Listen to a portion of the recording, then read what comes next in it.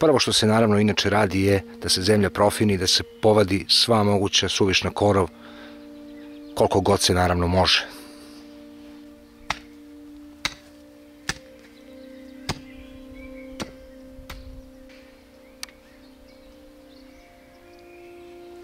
Veće kamenje naravno isto povodite. Kada smo povadili svu korov i omekšali zemlju, bacamo preko za sada stajsko đubrivo, a vidjet ćete kasnije šta još.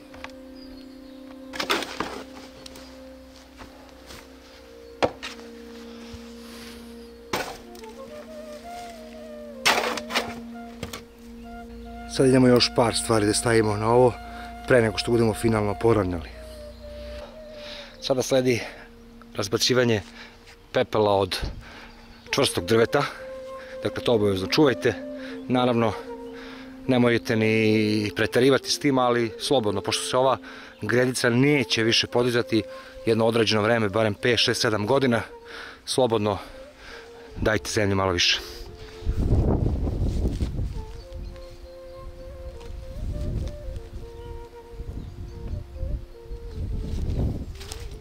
To je okvirno to, kada se zemlja zabeli, sasvim je dovoljno.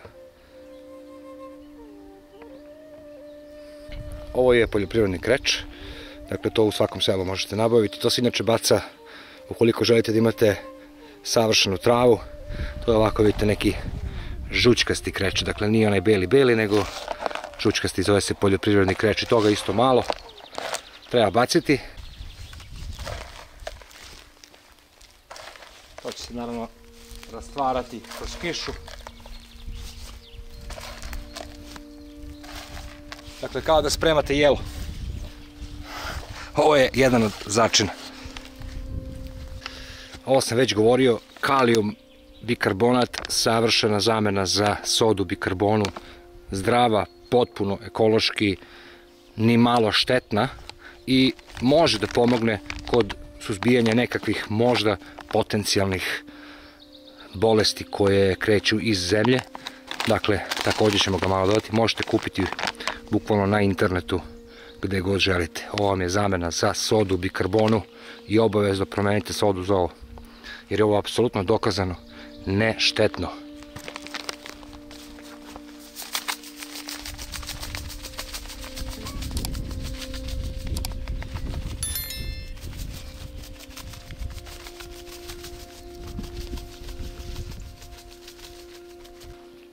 Dakle, s ovim dodacima smo podigli pH vrednost zemlje. Moja zemlja je ovdje nešto blago kiselija, dakle možda čak i savršene za biljke. Podigli smo sa ovim što smo dodali, smo podigli pH vrednost, ali pošto ćemo u svaku rupu, vidjet ćete dalje, gdje se bude sadila jagoda, dodat će se još stajskog đubriva, tako da će imati dovoljno kiseline. Tačno će i ova baza koja se nalazi okolo doprineti da se stvori savršeni balans. Sad idem da ovo malo promešam, ovo sve što sam dodao, i da poravnjam sa grabuljom, a onda idemo dalje.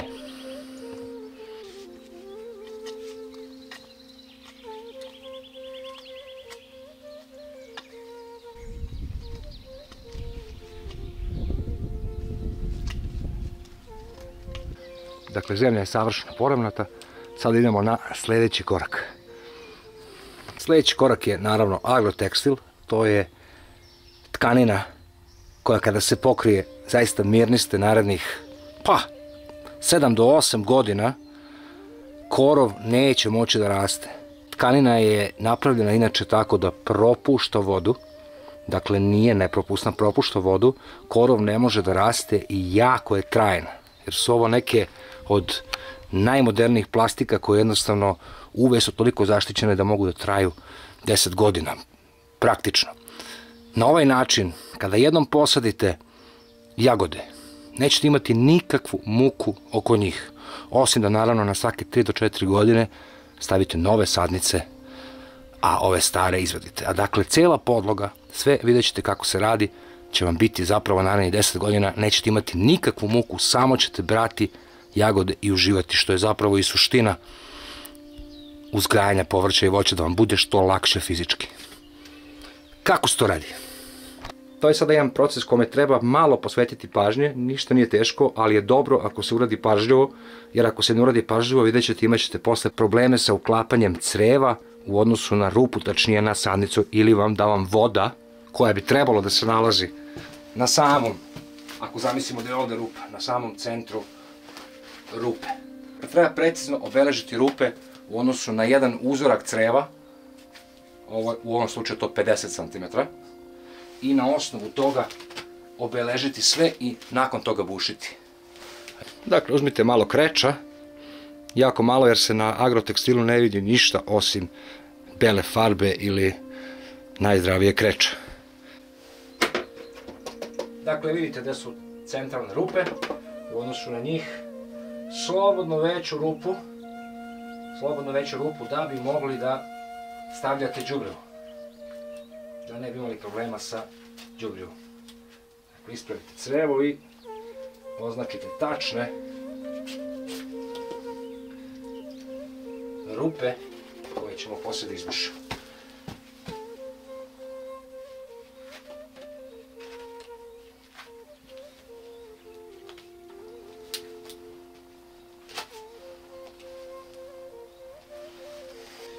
Agrotekstil bušite na sljedeći način. A to je plinska boca. Najlakše je sa ovim jer plastika ne otpada i možete u isto vreme da već napravite savršeni krug. Evo kako. Podignete, poravnjate i bušite.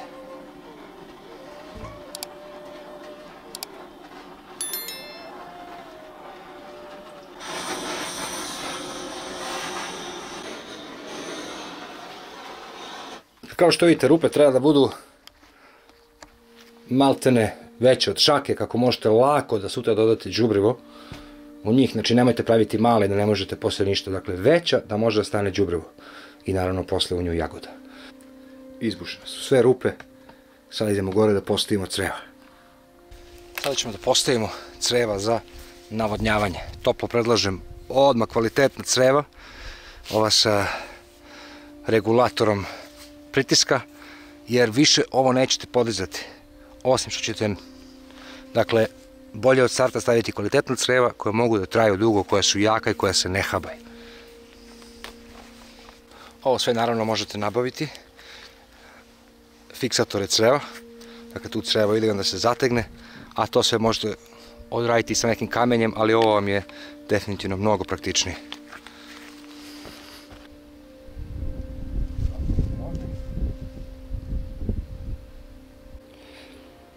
Sad kada smo postavili creva,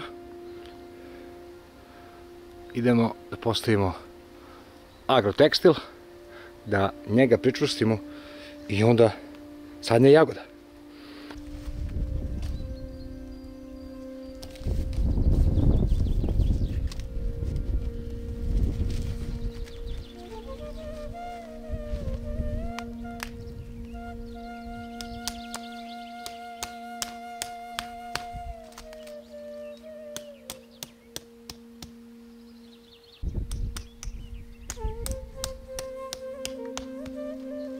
Najteži korak je završen. Dakle, creva su postavljena, agrotekstil je postavljen. Ostaje samo još da se posade slatke jagode i da se čeka da porastu. Sad ćemo i to. 4 vrste stalno rađajućih jagoda. Milano, Albion, Toskana, Divna.